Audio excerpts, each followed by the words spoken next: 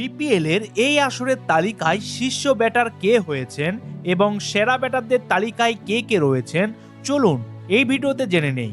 তাদের নাম এবং তাদের পারফরমেন্স নিয়ে বিস্তারিত সব তথ্য থাকছে এই ভিডিওতে, তাই ভিডিওটি সম্পূর্ণ দেখতে থাকুন।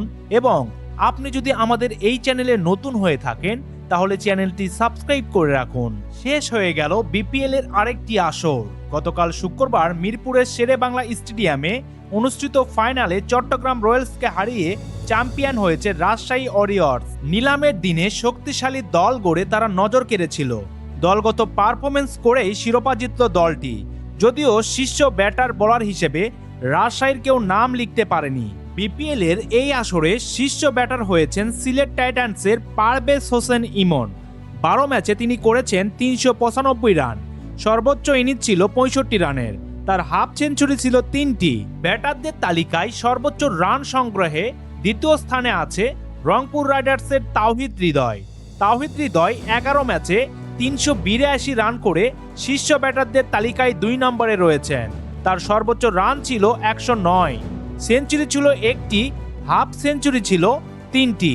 রাজশাহীর তানজিদ হাসান তামিম 13 ম্যাচে 356 রান করে এই তালিকায় রয়েছেন তৃতীয় স্থানে।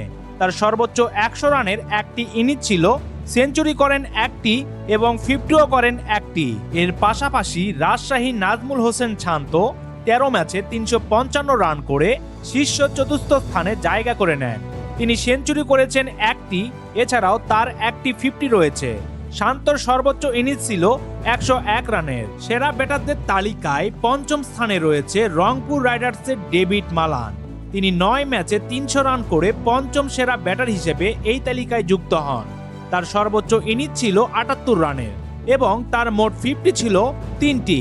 সম্মানিত ভিউয়ার্স, এই তালিকায় থাকা ব্যাটারদের মধ্যে আপনার পছন্দের ব্যাটসম্যান কে? অবশ্যই ভিডিওর নিচে কমেন্ট করে জানিয়ে যাবেন। ভিডিওটি ভালো লাগলে একটি লাইক দিয়ে সবার সাথে শেয়ার করবেন। সবশেষে আবারও জানাতে চাই, আপনি যদি আমাদের এই চ্যানেলে নতুন হয়ে থাকেন তাহলে অবশ্যই চ্যানেলটি সাবস্ক্রাইব করে আমাদের সঙ্গেই থাকবেন। ভিডিওটি শেষ করছি, ধন্যবাদ।